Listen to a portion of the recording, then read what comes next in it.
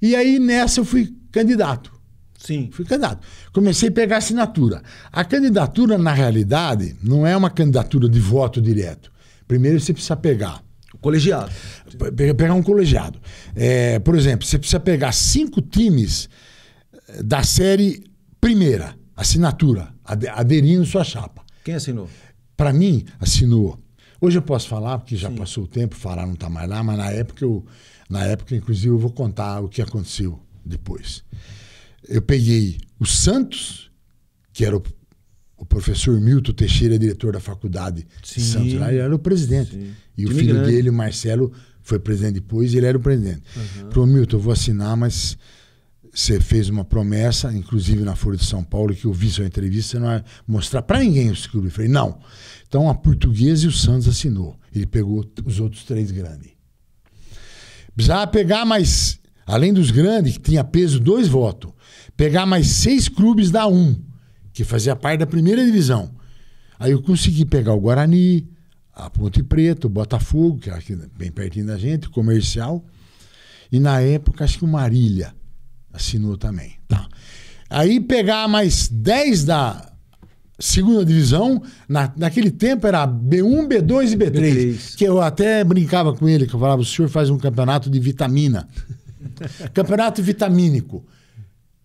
O senhor não tem ideia que o senhor podia juntar essas divisões, dar mais dinheiro para clubes, aumentar, fazer 3 divisões? Não, B1, B2 e B3. Parecia complexo vitamínico. Ele ficava bravo, né?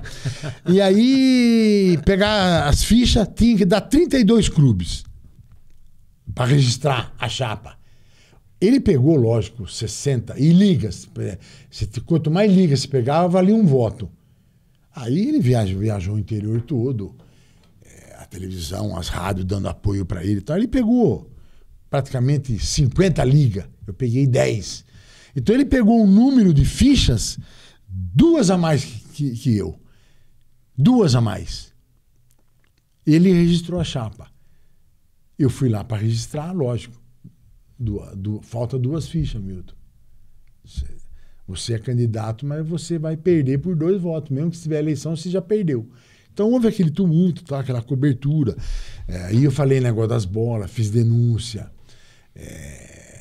Apresentava aquelas ideias, a federação, tapete de persa de 40 metros por 15, o senhor tem tapete aqui que vale R$1 milhão, talheres, copo de banhado a ouro, e os clubes passando necessidade. Dei entrevista lá, o senhor devia vender a federação. A federação tem que ser uma coisa simples, para o clube do interior, o senhor tem que abrir uma sede no interior e tal. Ele falou, não, eu prometo para você, Milton, que nós vamos abrir uma sede no interior e tal. E para ele acomodar, porque o clima estava tenso, sabe? A imprensa, a maioria, contra ele, já estava contra ele, né? E aí passou uns 3 meses e ele abriu o Ribeirão Preto. Puxa, o Milton conseguiu, ele abriu uma sede. Araraquara não, porque de pirraça ele não abriu Araraquara, né? Ele abriu o Ribeirão Preto. Então os clubes faziam a documentação para o Ribeirão Preto. Você imagina um time de Araçatuba, Presidente Prudente, muito mais fácil em Ribeirão Preto do que em São Paulo. Com certeza, viagem mais longa. E aí abriu a sede e tal, aí passou mais uns 3 meses, a imprensa começou muito a fustigar ele, essas viagens dele que teve para o Japão, interferência dele na venda do Marcelinho, na época, carioca. Ele começou a se envolver com jogadores, com transação de jogador e tal. E ele pegou e renunciou ao cargo. Ele renunciou. Em cima de todas essas denúncias que eu fazia contra ele, ele renunciou. E ele era um homem tão inteligente, ligeiro, vamos dizer assim. Ele renunciou e sempre falou que o Reinaldo ia assumir, tinha 2 vice-presidentes, o Fará presidente, o Reinaldo, primeiro presidente, e o doutor Marco Polo Deonero, que foi também um problema para o futebol, mas ele era segundo vice-presidente. O Estatuto da Federação, numa entrelinhas ali, diz que na renúncia do presidente, assume o vice mais idoso. Não é o primeiro que assume. Assumiu o doutor Marco Polo Deonero. Que se diz palmeirense, que se dizia palmeirense. Não, foi conselheiro do Palmeiras, fui diretor dele, vários mandatos, fui diretor da Copa São Paulo, vários mandatos, mas no final foi uma decepção, né? Uma decepção total, se envolveu uma série de coisas também, lançou o Carlos Caboclo, que foi lá e acabou de afundar mesmo o nome de São Paulo lá na CBF, com aqueles problemas com sedução de mulheres lá, com desvio de dinheiro.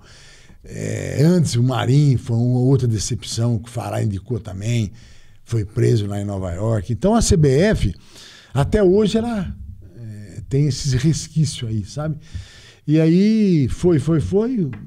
O Reinaldo está até hoje na federação, também fazendo um trabalho um pouco, assim, muito discreto, né? Mantendo os times do interior com pouco apoio. Ele fala que apoia, mas apoia nada. Ele apoia os times grandes, não quer nem saber do time do interior, nada.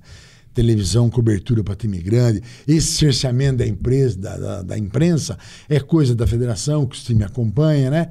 Então foi toda essa trajetória aí. Fiquei 12 anos, 3 mandatos como diretor da federação.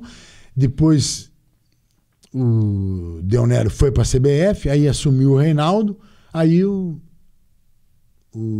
saí. A maioria da diretoria saiu, pediu demissão, porque o Reinaldo tinha uma outra equipe de trabalho, né? A gente era contra muita coisa que ele fazia, e a gente se afastou e o futebol continua aí nessa situação difícil que você vê.